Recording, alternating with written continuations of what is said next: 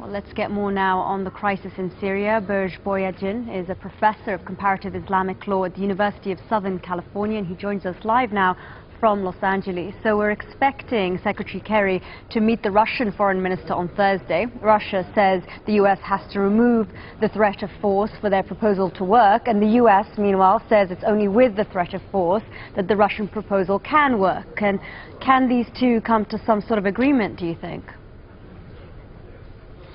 Well, I don't have a crystal ball to tell you it's going to work or not, but I think that we should give a chance and try to see if it's going to work or not, because the other alternative is not better.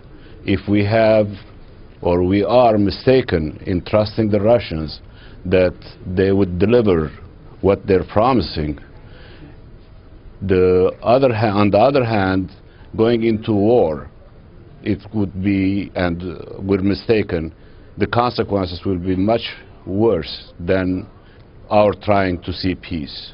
So therefore I think that we should give a chance to these negotiations.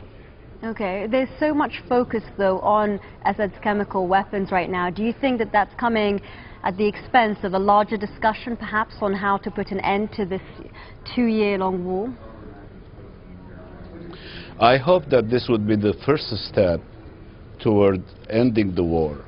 But the war is not going to end just because the chemical weapons are delivered to Russia or to the United Nations or whatever the entity is going to be.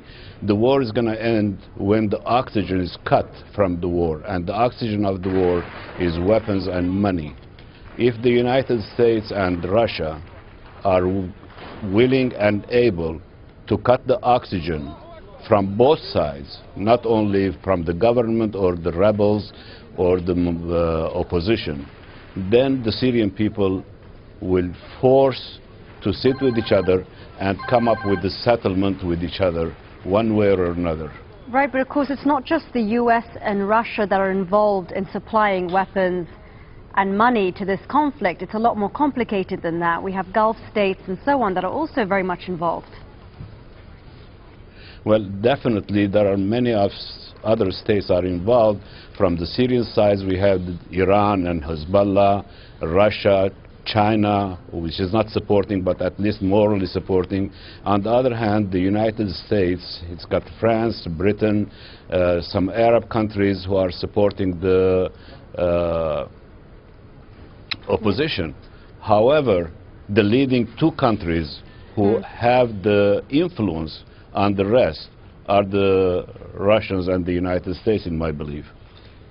Okay, Berj Boyadjian there, joining us from Los Angeles. Thank you so much for your time.